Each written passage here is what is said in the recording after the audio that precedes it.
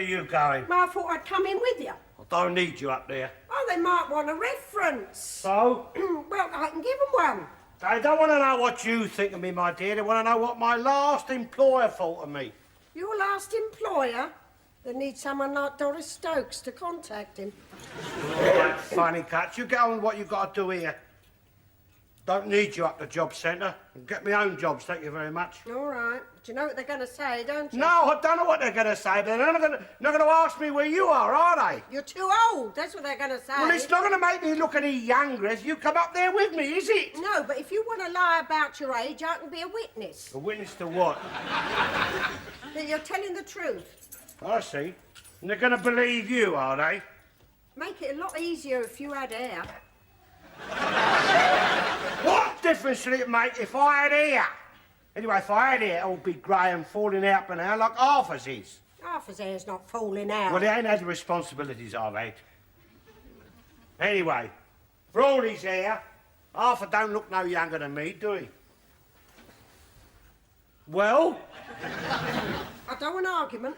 Anyway, it's not even going for a job, is it? Look, baldness, my dear, is a sign of virility that is a well-known scientific fact. Oh, well, I don't know about that. I mean, it might be a scientific fact. But you was married years. You only had the one child. And apart from that, I haven't seen any evidence. I am talking about cerebral virility, cerebral vigour. Not physical, mental.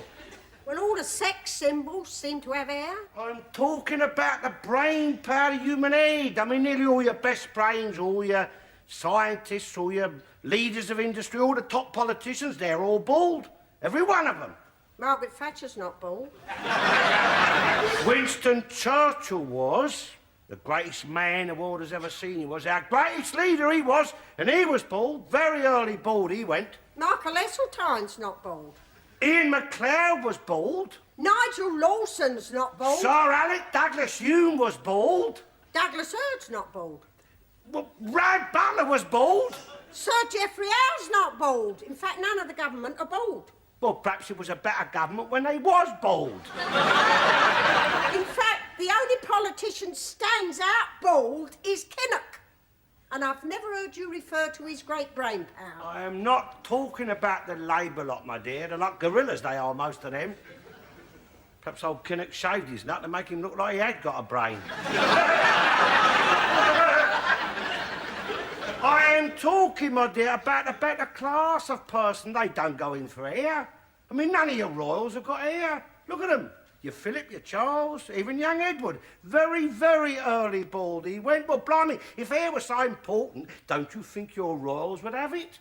Queen's not bald. All right. It don't suit women, I'll grant you that. See, look, what I'm talking about is this. See, when we was all monkeys... Yeah, some of us still are.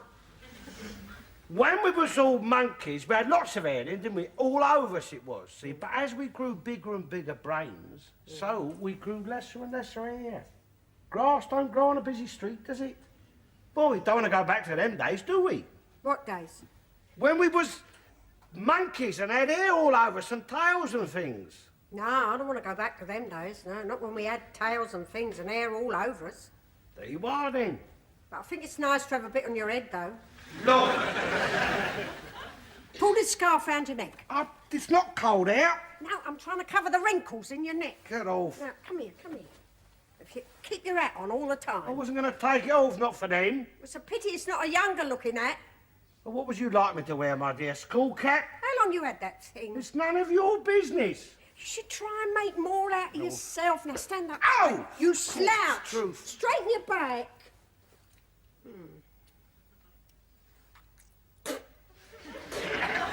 What are you doing? I'm trying to darken it. Get off! Something great out of it! Get off! They don't like me as I am. If I'm not good enough for them as I am... What's that? What? There. Get... I'll do you one of them. Get off of me.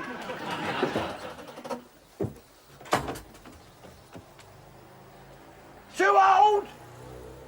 If Churchill was alive still, he'd be too old, I suppose. We're all from the bloody cradle we are these days. Bloody kids with beards. I've worked hard all my life, I have, and when I worked, made in Britain meant something. Now, nobody wants to buy British, not even us. You can't. There's nothing British to buy. It's all Japanese or anything else foreign. In debt to the bloody world we are now.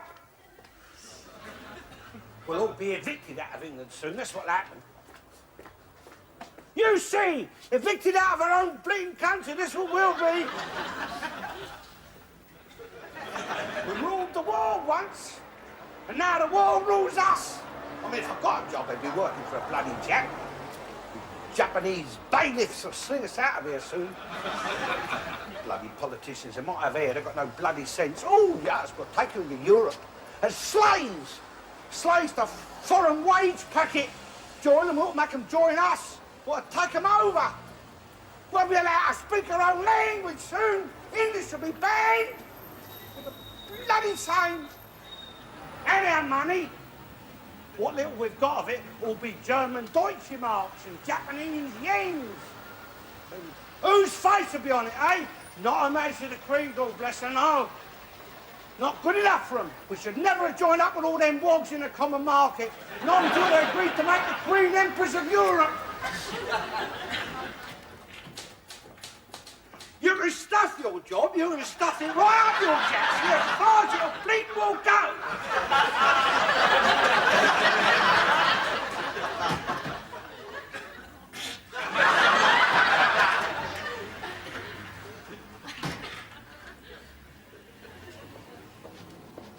You was too old, wasn't you? I told you what they'd say, too old. Look, you say that to me once more, and you won't live to be anywhere near as old as what I am.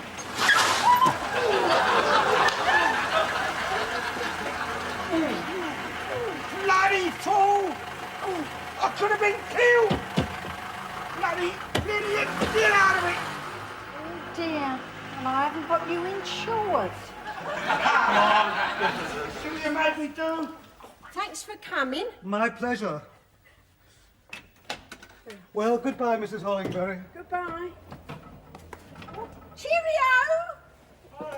Who's that? None of your business. Letting strange men into my house, that is my business. It's my house too. That's not the point, letting strange men wander about the house. That's how burglars get in. Burglar. Yeah, that's how they find out what you've got. Come knocking on the front door, make out they're from the gas or the electric, and daft women like you let them in. Don't you read the papers, my dear? It's full of it. Woman alone in house attacked by rapists. Rapist is my insurance man.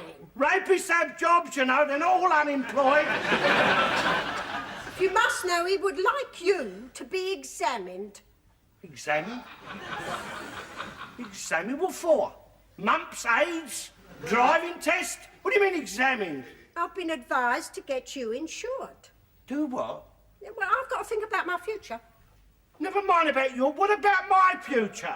Oh, it won't affect you. You'll be all right. You'll be gone. I mean, I'll be the one left here with all the worries and the funeral expenses. I mean, what you don't understand is that the longer you go on, the more it's going to cost me. Oh, I see what you're after. You're after the profit, ain't you? Hey, not content with what you got out of your last husband. Greed! Greed, that's what it is. I was thinking of you. Me? Well, you want a nice funeral, don't you? A decent send-off? At least a bit better than your wife had, poor woman, God rest her soul. She'd have been better off if the council had buried her. Well, the council's gonna bury you, don't you worry. Yeah, and I'll dance on your grave. Shut up. I brought these out to show you, Arthur. What's that? My x-rays. X-rays? Yeah. My new hip, innit? I ain't seen these before. No, well, I don't show them around. Mrs. Hollenbury says I ought to show them more, you know, let people know what I've been through. Right. I bet you're proud of these. You're going to get them framed? Framed? Yeah, put them on the mantelpiece. Has he brought them things over here? No. I've had to look at those. He's made me look at those. I told him I don't want to look inside him, bad enough having to look at the outside of him. Well, it's full frontal, isn't it? I suppose in a way, it's just bone, though. It's disgusting. It's my x-rays. You haven't got any clothes on. There's no skin showing. If there was skin, then you would be Pornographic. Yeah, that's right. Yeah, well, I don't know. I mean, technically everything's revealed, isn't it? What's revealed? Well, it's suggestive, isn't it? It's my new hip. Yeah? Well, that's your pelvis there, you're showing. That's your pelvis. It's more like the Phantom of the Opera to me. Elvis Presley got himself banned off the television for shaking his pelvis, didn't he? Yes, and he had his clothes on. He wasn't showing it off. What are you talking about? It's medical. Are you going to get me a drink? Medical. Page 3 girl could claim that. She could claim that what she shows is under medical. And it would be if there's something wrong with them and a doctor's got to look at them. But if he starts taking X-ray photographs and showing them to other people, saying, "Core, you want to look at these? These are X-rays of Miss What's-its thingamybobs." He'd get struck off for that. There wouldn't be nothing to see, Arthur. There'd just be two big holes where... They would normally protrude from, which comes under suggestive, and being suggestive is well into the realms of indecency. He could get banned off the television for being suggestive. You can banned anywhere out of any respectable company. Decent people don't like it. Look, what you're showing people there is the area of the scrotum, right, where it is housed. We'll know what the scrotum is, what it contains. It don't show up, though. Well, it does if you look hard, see? Look, that's where they would dangle or hang from. That is the privates area. Oh, I'm shutting my eyes. He'll show them. He don't mind. He'll show them to anyone. He just brings them in here, shows them as brazen as you like. Look, I blimey. can see what you mean, though. I mean, if you look hard enough, you could imagine, because that's where they are, all right? I mean, because, you see, there's no bone in it. Not in the skin over it, see, like, wouldn't show up, not without the skin, not without the skin, wouldn't show up. But with the skin, you can see the shape, and that's where the privates are, that's the spot. He's always got them out, admiring them ears. He looks at them more than he looks at the telly now. Oh, I think there's something wrong with a man who always wants to be showing himself. It's only X-rays, isn't it? Maybe X-rays, but it's still exposing yourself. Look, it's my artificial hip. Oh, it's not all artificial lip. There's still some of you there. Listen, if it was my artificial whatever, I'd still want to retain my privacy. Hang on, what's this? Now, this is your chest, Mr. Garnett. Right. Yeah. Has your doctor seen this? Of course he has. He took them, didn't he? Well, I don't want to worry you, but that's a very nasty mark there. You see that there? Right, very nasty, that is. Just there. Right where your lung is, I should think. That shadow there. It's a beer stain. Spilled some Guinness on it the other night. Back in the whip. Can't go rusty, can it, Elf? No, it's a special metal they use, isn't it, Mr. Garnett? Well, it is if you go private. I don't know what they use on the National Health these days, not with all the cutbacks. But anyway, you don't have to worry, do you, eh? You're lucky. Man your age, it won't be in there too long. I don't know what the rust rate of metal is, but it should see you out. Just keep it dry, keep out the damp. Oh, no chance of him getting damp. He won't go near water. I don't know why the council bothered putting a bath in for him, because he never uses it. I bath regular. Christmas is regular, but it's only once a year. But what do you know what I do? My Harry, he's got to have his zip done, Mr. Garnett. Yeah. He's making himself ill, worrying about it, and I've told him there's nothing to worry about, is there? I didn't say I was worried about it. I said I'm not looking forward to it. Just being brave, 'cause you're here. But he's worrying himself sick, and there's nothing to worry about, is there, Mr. Garnett? No, that's what I told him. It's not your leg, is it? Well, it won't be yours neither time they've finished with it. They're not taking it off. No, but they're not leaving it there, are they? Not as it is. Oh, you've still got your leg? Yeah, to all appearances. But look, Harry, come here. Oh, you're not starting on them again, I'm are just you? going to show him where... I'm sure he doesn't want to look at your X-rays, because he'll have his own X-rays to look at soon. Mrs. Hollingberry, I've been down the church and said a few prayers for him. Yeah, well, you need more than prayers. You're going to hospital these days. Oh, blimey, I had prayers. Not from me, you didn't. He's me ill, you know, with all this worrying, and I keep telling him he's lucky he can have it done. Oh, yeah, well, you want to be lucky. I mean, any time you have to face up to them people, put yourself in their hands, gosh, true, you want to be lucky. I keep telling him it's only a small operation. Who told you that? Well, That's what we was led to believe. Oh, I like your idea of small, missus. It's not a little penknife they're using, you know. It's bloody great saws and hammers and chisels. No. We was told it was minor. Minor? Yes, minor. She knows That's what more they about call it. It's not a big operation, Oh, is no, it? That's not what much. she means. Yeah. It's not what they call major. Well, it depends. Depends on your point of view, my dear. It might only be minor to the surgeon because he's not having it done to him, is he? I mean, to him, it's just a few hours' work, hammering and chiselling away, and a fair few quid at the end of it. Don't bother the nurse, Eddie, because, I mean, you know, all she does is hand him his tools as he asks for them. If she wasn't doing that, she'd be doing something else. It's all right for the family, you know, saying a few prayers down at church, bringing a few grapes in, checking up what sort of insurance you might have.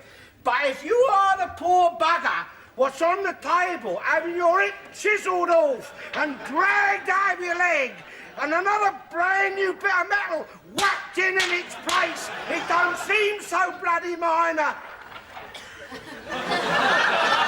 Large whiskey, please. It was a miracle what they did to your leg. Oh, yeah. Don't know the meaning of a miracle, my dear. Oh, blimey. The good Lord, he wouldn't have got far if he couldn't work better miracles than that lot. Your hip was a blessing from the Lord. Oh, yeah? It's because it's him that gives the doctors their gifts. Oh, did he? Well, I wish he'd give him a tape measure and all. Just an ordinary tape measure, so that in the midst of all their miracles, they can measure up and make sure that the new bit of leg they're putting in is the right fit and not 3 inches longer than the other one. They make a cripple out of me, they have. Half I've got a limp everywhere. If I want to walk even, I've got to stick one foot in the gutter. Of course, Harry, he's worried about his window cleaning round. Well, he can't find no one to do it for him while he's in hospital, so... Well, Mr. Garnett's looking for a job, aren't you, Mr. Garnett? They are. Told us something would turn up.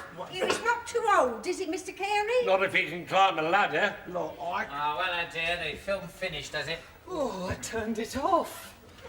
Frightened the life out of me sitting in the house on my own. What film was you watching?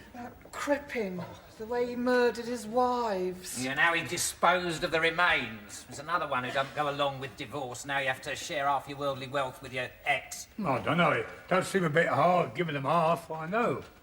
But I often think it might be worth it just to get rid of them. Have you ever thought of murdering your wife, Arthur? Me? Murder her? I'd have to shove a stake through her heart, I think. And I'm not so sure it'd work. Now, I reckon the boot would be on the other foot. I'm more likely to finish up in a bath of acid. get off. It's true, it's a fact, Alf. Listen, do you know, I let my dog have a taste of everything before I eat it. I often wondered what it would actually be like to do a murder. You know, slow poison, I think I favour. I think you might be able to get away with that. It's mostly men who get themselves poisoned. There's more husbands poisoned than anyone knows. Well, it's your own fault, innit, if you don't beware women like that. Women like what? Poisoners. How are you to know she's a poisoner? Well, if you've got any sense, you don't go around with that sort of woman, do you? Crippin's wives didn't know he was a poisoner when they married him, did they? Soon found out, didn't they? Well, he must have looked all right to his wives. For all we know, he probably loved his wives. He had a funny way of showing it off, didn't he? Eh? At least he did show it. Human nature can be quite strange at times. According to the film, he was very sweet to them. Very kind and loving right up until the end. And then... I like his style. You know, it's not just hate that people kill for, it's gain. I mean, Crippin probably didn't hate his wives. Don't sound as if he liked them much, does it? Oh, he might have liked them very, very much. But he liked their money more. I mean, a lot of women who poison their husbands don't do it because they dislike them. No, it's to inherit, to get hold of their money. You should be safe enough then, Alf. Oh, doesn't always have to be a lot of money. No. Post office book. That can be enough. I ain't got a post office book, have I? So you say. Look, I've got nothing in mind that you don't know about. Mr. Garnett. What? What about it? What about what, Harry? Do you want the job? Well, I don't know, I mean... career move. You don't decide things like that, I'm sorry, it's urgent. I've got to find someone soon. What's it pay, Harry? 60-40. Fair. It's a good round. All right, I'll do it. Oi, Arthur, that What? job was offered to me. Ah, so you'll do it then? Well, anything to help out. What do you like on anaesthetics, Harry? Oh, no, not a day.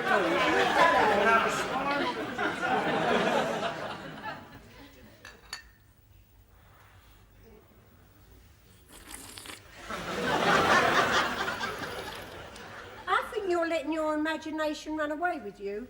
Fred Johnson's not a murderer. How can you tell? You said yourself. Oh, you've got to be careful, I know. I mean, she has to live alone in that house with him. Well, where else do you expect her to live? They are married. Well, I wouldn't like to live alone with him myself. I mean, blimey, he's not normal. You seen his eyes? You can't go around being frightened of everyone. I mean, I live alone in this house with you. Yeah, but I'm different, aren't I? I mean, it's me. I'm normal.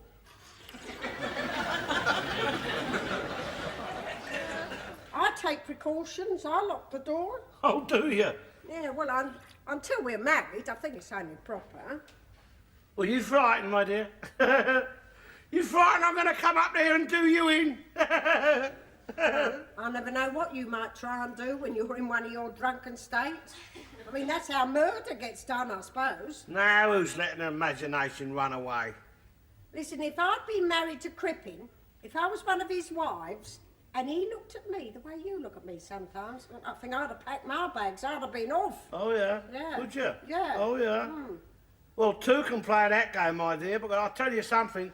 I'm going to go out there and hide that bottle of poison I bought for the mice before I go to bed anyway. How do you know it hasn't been used?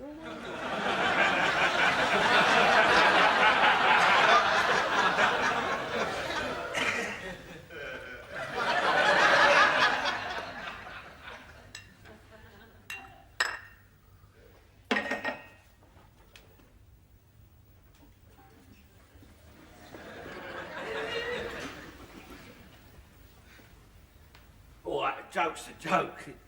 Who said I was joking? Look, I mean, I know you wouldn't do nothing silly, but I thought this bottle... It had more in it. Stop messing about! It's dangerous stuff, this. It's poison. All right, we've all had our little laugh. Oh, I'm not laughing. Look, that bottle was nearly full. There's got to be explanation. Oh, there is. I used it.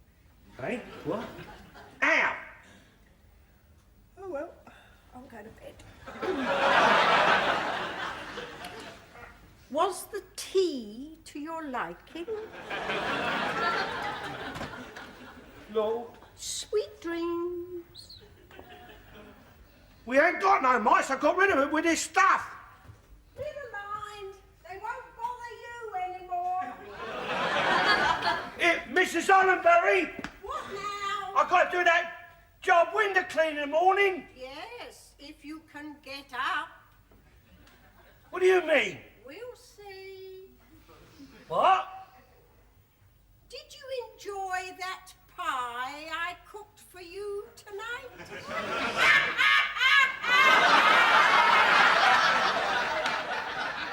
All right, funny cats. You had some of that pie yourself. Did I?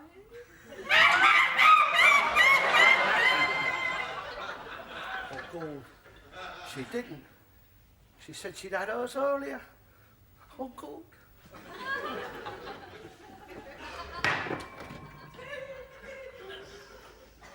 Oh, blimey. There's nothing there. But why? Why would she do it? She's found my post office book, that's why, that bloody cow. Or she's taken out insurance on me without me knowing it, that's what she's done. Oh, God, I've got to get help. 999.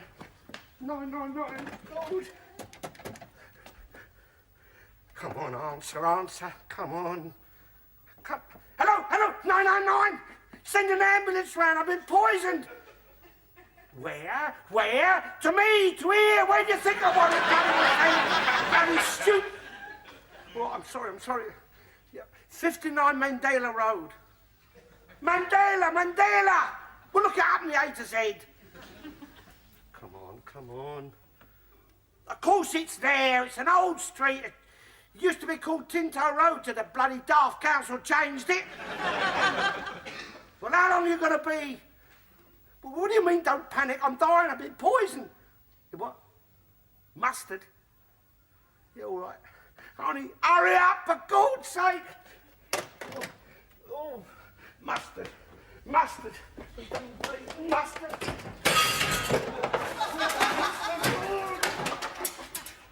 Here it is. Right.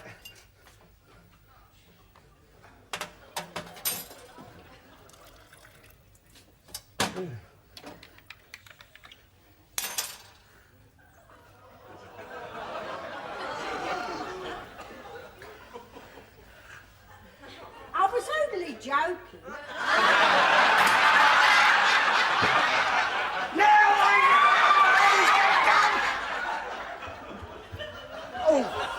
Oh,